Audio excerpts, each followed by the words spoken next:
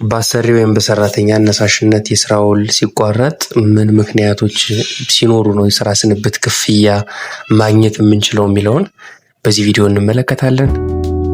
እንግዲህ የመጀመሪያ የሚሆነው በአሰሪ በኩል በስራ ቦታ ላይ ደህንነቱን የጠበቀ ሁኔታ ሳይኖር ያም በሰራተኞች ላይ ደህንነት፣ ጤንነት ላይ ችግር የሚያመጣ ሆኖ እሱን ማስተካከያ እንዲሰጠው ለአሰሪ ተነግሮት እሱን ማስጠንቀቂያ ችላ ብሎ ማስተካከል ካልቻለ በሰራተኛ በኩል ያ የስራ ውል ስምምነት ሊቋረጥ ይችላል።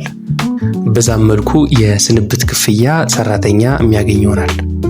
ሁለተኛው ሁኔታ ስንመለከት ደግሞ በሰራተኛ ላይ ሙሉ ወይም ዘላቂ የአካል ጉዳት ደርሶ ስራ መስራት ካልቻለ ያ ሰራተኛ እሱም በሕክምና ሲረጋገጥ የሱም የስንብት ክፍያ የማግኘት መብት አለው ሰራተኛው።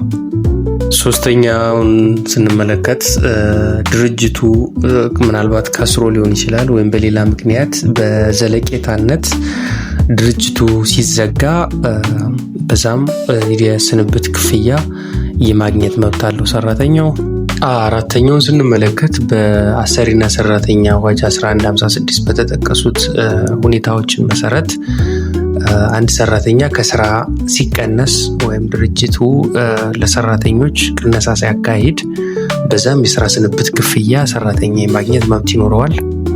አምስተኛውን ሁኔታ ስንመለከት ደግሞ በስራ ቦታ ወሲባዊ ትንኮሳ እየደረሰበት አንድ ሰራተኛ እሱንም ሪፖርት አድርጎ ለሚመለከተው አካል ምንም አይነት እርምጃ ካልተወሰደ በሰራተኛ በኩል የስራ ውል ማቋረጥ ይችላል። ከዛም ደግሞ የስራ ስንብት ክፍያ የማግኘት መብት ይኖረዋል ሰራተኛው። ስድስተኛ ስንመለከት አሰሪ በሰራተኛው ላይ ሰብአዊ መብቱን የሚነካ ሞራሉን የሚነካ ወይም በወንጀል ሕጉ ቅጣት የሚያስቀጣውን ተግባር የሚፈጽምበት ከሆነ በሰራተኛው ላይ ሰራተኛው የስራ ውሉን ማቋረጥ ይችላል። ለዛም የስራ ስንብት ክፍያ የማግኘት መብት ይኖረዋል። ሰባተኛ HIV ኤድስ ታማሚ ቢሆን አንድ ሰራተኛ በዛም ምክንያት ሰራተኛው አነሳሽነት የሚሆነው በሰራተኛው አነሳሽነት ነው። በሰራተኛው አነሳሽነት የስራ ውሌን ማቋረጥ ፈልጋለሁ ብሎ ማቋረጥ ይችላል፣ በበሽታው ምክንያት ማለት ነው። በዛም የስራ ስንብት ክፍያ የማግኘት መብት ይኖረዋል ሰራተኛው።